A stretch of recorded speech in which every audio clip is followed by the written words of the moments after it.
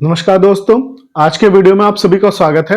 आज जो हम टॉपिक डिस्कस करने वाले हैं उसका नाम है लेक्सिकल एनालिसिस। देखिए, सबसे पहले तो हमें समझना है लेक्सिकल एनालिसिस क्या होता है। ये सबसे पहला फेज होता है हमारे कंपाइलेशन का।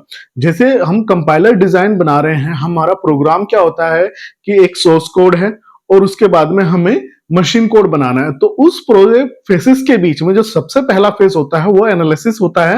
वो कौन सा एनालिसिस होता है? Lexical analysis. लेक्सिकल एनालिसिस के अंदर हम कहें तो ये लेक्सर भी कह सकते हैं, टोकेनाइजर या स्कैनर भी हम बोल देते हैं कई बार इसको। तो इसके अंदर हम कहते क्या है? इसके अंदर तीन काम हम मेनली करते हैं। सबसे पहला है टोकेनाइजेशन। टोकेनाइजेशन का मतलब क्या होता है उसको हम समझते हैं। इसके अंदर टोकन्स होते हैं। टोकन कौन कौन से हैं? कीवर्ड्स है, आइडेंटिफायर है, कांस्टेंट है, ऑपरेटर, स्पेशल सिंबल है। हम उनको आइडेंटिफाई करते हैं। करैक्टर बाय करैक्टर हम इसको आइडेंटिफाई करेंगे, ठीक है। इसको एक एग्जांपल के थ्रू भी हम समझने वाले हैं। अभी स्टार्ट करते हैं। इसके बाद में हमारा सेकंड काम होता है गिव द एरर मैसेज। देखिए, ऐसे इस प्रोसेस के अंदर जब हम टोकेनाइजेशन करेंगे, इस प्रोसेस के अंदर कुछ एरर्स भी आएंगी कि हमारा टोकन आइडेंटिफाई ना हो रहा है या फिर टोकन्स को हम आइडेंटिफाई ना कर पा रहे हो। तो उसके अंदर दो एरर आएंगे, एक इनवैलिड कैरेक्टर और एक इनकरेक्ट आइडेंटिफायर। ये हम लोग एरर हैंडलिंग के अंदर इसको पुट करेंगे। इसके बाद में हमारा आएगा eliminate the comments and white space, tab, new lines, ठीक है। इनको हम एलिमिनेट कर देंगे। तो ये तीन हमारे मेजर काम होंगे। तो इसको हम स्टार्ट करते हैं। सबसे पहला है टोकेनाइजेशन। टोकेनाइजेशन प्रोसेस को हम समझने से पहले हमें समझना पड़ेगा कि टोकन्स क्या है और उनकी कैटेगरीज क्या है। देखिए, जब भी हम कोई प्रोग्राम लिखते हैं, जैसे कि एग्जांपल के तौर पे ये प्रोग्राम हमने लिखा है जो कि सी लैंग्वेज के अंदर है। तो इस प्रोग्राम्स के अंदर इनको आइडेंटिफाई करना कि कौन से वर्ड या किस लेटर का क्या मीनिंग है, उसको ही हम कहते हैं टोकेनाइजेशन। अब हम समझते हैं कि टोकन्स किस किस तरह के होते हैं। सबसे पहला होता है कीवर्ड्स। देखिए, जब भी हमारा प्रोग्राम लिखे होंगे उसके अंदर कुछ कीवर्ड्स होंगे। कीवर्ड्स वो वर्ड्स होते हैं जो कि किसी भी प्रोग्रामिंग लैंग्वेज के थ्रू रिजर्व्ड रखे जाते हैं। रिजर्व्ड वर्ड्स को ही हम कीवर्ड्स कहते हैं। अब ये रिजर्व्ड वर्ड्स कौन से होते हैं? उनको हम आइडेंटिफायर के थ्रू या किसी वेरिएबल नेम, मेथड या फंक्शन नेम पे हम यूज नहीं कर सकते। उनको ही हम बोलते हैं कीवर्ड्स। एग्जाम्पल के तौर पे इंट हो गया, मेन हो गया, रिटर्न हो गया, एल्स हो गया। ये मेरे रिजर्व्ड कीवर्ड हैं जो कि रिजर्व करके रखे हुए। इनको मैं आइडेंटिफायर के तौर पे यूज नहीं कर सकता। दूसरा होता है आइडेंटिफायर। आइडेंटिफायर हम कहते हैं किसी भी वेरिएबल का नेम। एग्जाम्पल के तौर पे यहां पे मैंने दो वेरिएबल यूज किए हैं, ए एंड बी। तो ये मेरे क्या हो गए? आइडेंटिफायर। कि वेरिएबल का नेम क्या है उनको हम समझते हैं आइडेंटिफायर। इसके कुछ रूल्स हैं। उनके रूल्स क्या हैं? जैसे कि हम कोई भी आइडेंटिफायर है उसको जो है नंबर से स्टार्ट नहीं कर सकते, ठीक है। हम अंडर स्कोर से या स्पेशल करेक्टर में भी हम क्या यूज करेंगे? अंडर स्कोर यूज कर सकते हैं, डॉलर साइन यूज कर सकते हैं, बट नंबर से यूज नहीं कर सकते, कैपिटल लेटर से हम यूज नहीं करते। तो कुछ रूल्स हैं, हम उन रूल्स को फॉलो करेंगे, ठीक है। उसके बाद होता है कॉन्स्टेंट। कॉन्स्टेंट्स वो होते हैं, जैसे किस एग्जाम्पल में हम देख पा रहे हैं 5 और 10 जो है मेरे कॉन्स्टेंट है। तो ये भी मेरे टोकन्स हैं। इसके बाद आता है ऑपरेटर्स। ऑपरेटर के तौर पे अगर हम देखें तो इक्वल टू का साइन है, प्लस का साइन है, चूंकि ये एक स्टेटमेंट, ये एक प्रिंट एफ के अंदर स्टेटमेंट है। तो अभी हम ये कंसिडर करेंगे कि ये प्लस का साइन है, वैसे ये कंसिडर नहीं होगा। Then greater than, equal to, less than, इस तरह के साइन जो भी होते हैं वो ऑपरेटर्स में यूज होते हैं। तो स्पेशल सिंबल के अंदर आते हैं सेपरेटर्स, जिनसे हमारा प्रोग्राम के अंदर कुछ भी चीजों का सेपरेट कर सकते हैं। लाइक ये ब्रैकेट्स हैं, कोमा है, सेमीकोलन लगा हुआ है, ये सेपरेटर्स होते हैं, ठीक है।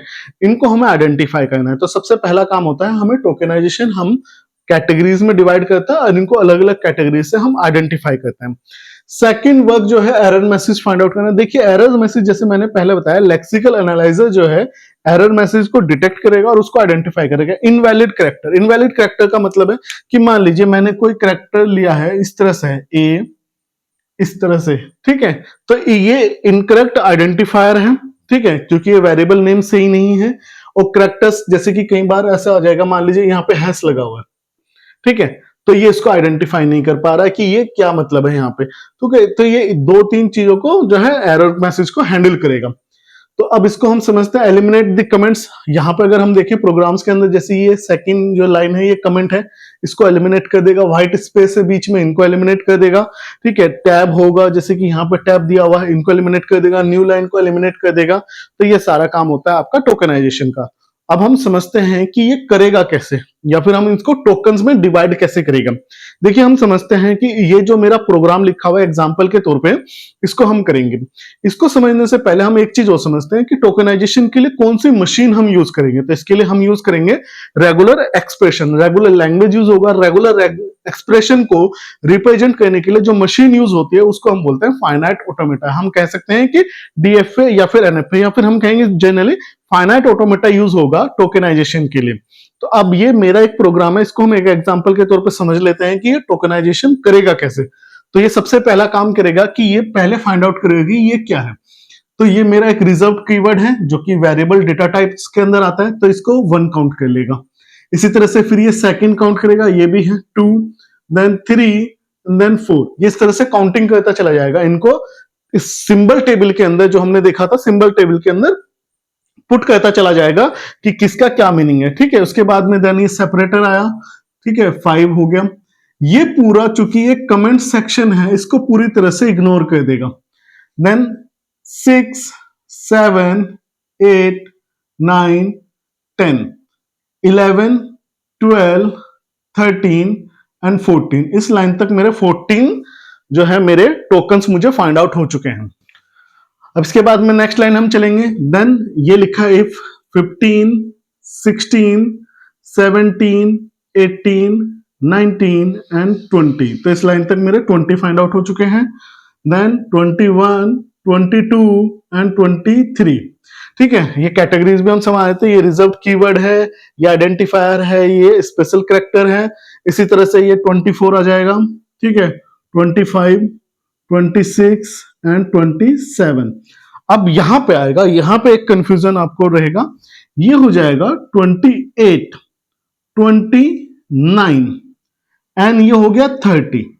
ठीक, अब आप क्या करोगे, यहां पे इसको 31 काउंट करोगे, तो ये हो गया गलत।